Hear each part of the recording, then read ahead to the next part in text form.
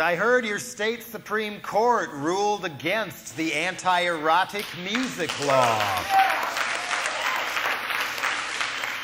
How many of you are aware there's already a new anti-erotic music law in your state legislature that it's time to come out and fight?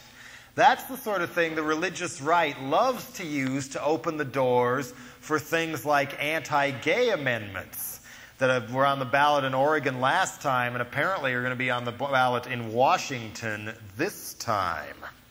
Beware the Trojan horse of family values. So this is the family values portion of our evening. I'm too chicken shit and lazy to think for myself. I want my children to have that comfort too. Just let male or religion tell me how to raise my kids. But as soon as I let them outside, they come back with all these questions. What's a concerned parent to do? The answer is obvious. Ban everything. I used to laugh at those preachers for profit on my TV when we sat around and watched them for yucks while we were doing all kinds of drugs. And the more blasted out of my mind I became, the more I began to see, yes, there was a void in my life. And Jerry Falwell and Oral Roberts and Robert Tilton and Bob Larson and Pat Buchanan and, bless his ego, Pat Robertson were right. So I picked up the phone and gave one of them a call. A pre-recorded space alien voice on the other end asked me for my credit card number. I gave it to him. Before long, my mailbox was filling up every day, boiling over with more and more of these hideous, terrifying stories. The sky is falling.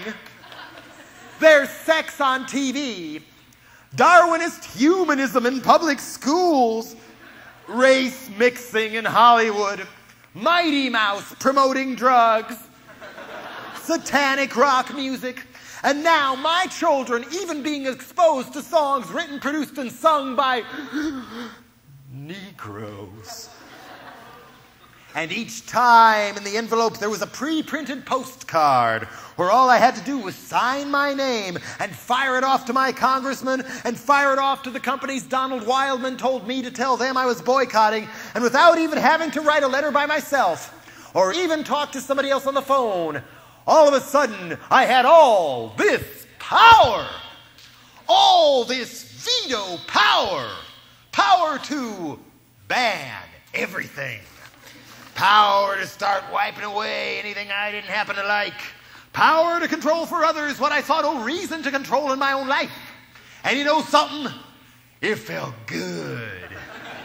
It felt real good. I was hooked.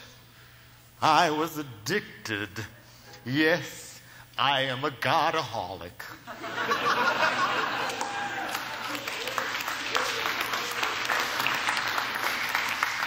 And my checks to the hope dope dealers got bigger and bigger and bigger. And every day I'd wake up and my hands would shake and my teeth would clatter until the mailman would show up and bring me my fix. And I could rip open the envelopes and tie a rubber hose around my common sense and shoot up with God!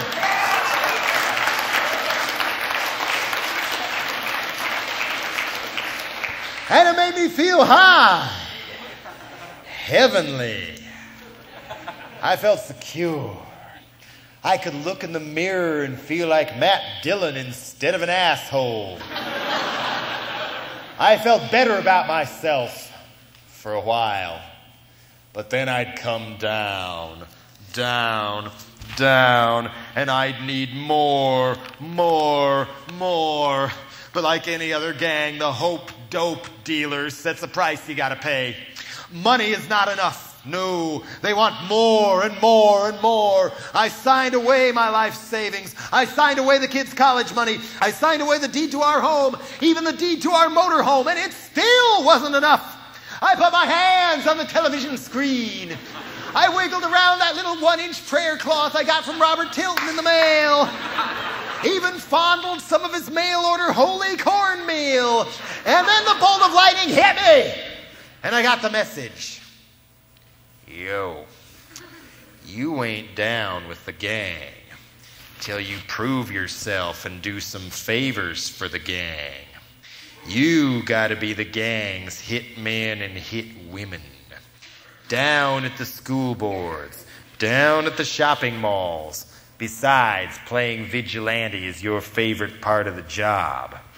We pick the target. You make the hit. As quietly as possible. There's a lot less of us than they think. And we'll start by kneeling down in the den to smoke a few rocks of ages. Then when we got our lynch mob buzz, we'll storm out the door into the neighborhood and go Bible wilding. Helter-skelter, domino by domino, we will threaten them and blackmail their landlords with picket signs and clinic bombings. Get those books on our blacklist out of this here bookstore. We want every record with a tipper sticker out of this here record store. Better yet, why don't you close down and evict those stores altogether so we can put in a nice Bible supply store instead and more family-oriented establishments like Blockbuster Video and Walmart.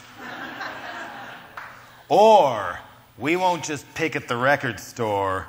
We will picket every tenant in your whole shopping mall and cost you lots and lots of money and smear your name in the community as vendors of smut until you see things our way. It's best you just go along with us and ban everything. I never knew there was so much filth out there. Things I'd looked at 1,000,000 times never looked quite this way before. And the more I looked, the more I saw, and the more I saw, the more it offended me. I followed the instructions in those mail-away tapes and videos from the Parents Music Resource Center and took away all the rap and Guns N' Roses records we bought the kids for Christmas last year. But to show them we still have an open mind, we put Phil Collins albums in their place.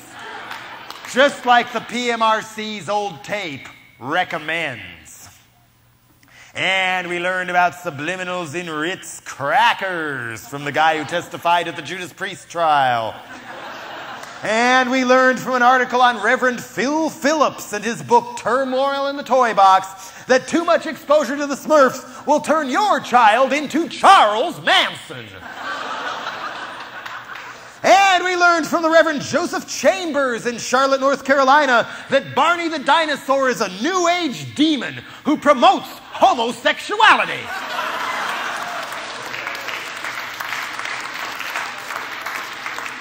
And now I know why the dinosaurs died. It's because Noah's Ark was too full. And that's what we'll force all your children to memorize when we take over the schools. And I'll never let my little ones go out on no dates, because Focus on the Family says that might lead to date rape.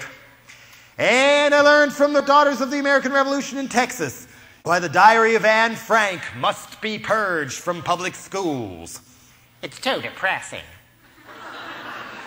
And The Secret Life of Walter Mitty has got to go too, because fantasizing is insanity.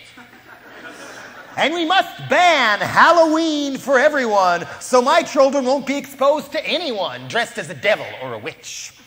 And remember what Brother Jimmy Swaggart once said, co-ed swimming causes problems of the flesh. Something he seems to be intimately familiar with.